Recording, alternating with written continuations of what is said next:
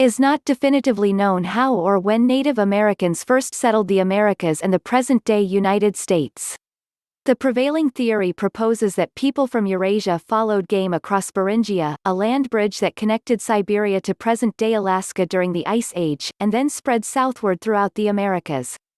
This migration may have begun as early as 30,000 years ago, too, and continued through to about 10,000 years ago, when the land bridge became submerged by the rising sea level caused by the melting glaciers. 3. These early inhabitants, called Paleo-Indians, soon diversified into hundreds of culturally distinct nations and tribes.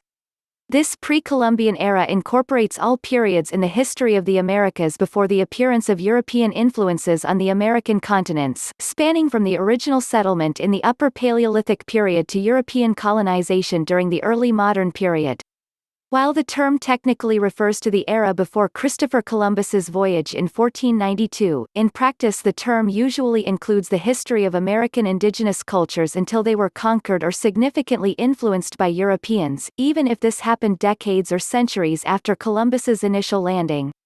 10,000 BCE, humans were relatively well established throughout North America. Originally, Paleo-Indian hunted Ice Age megafauna like mammoths, but as they began to go extinct, people turned instead to bison as a food source.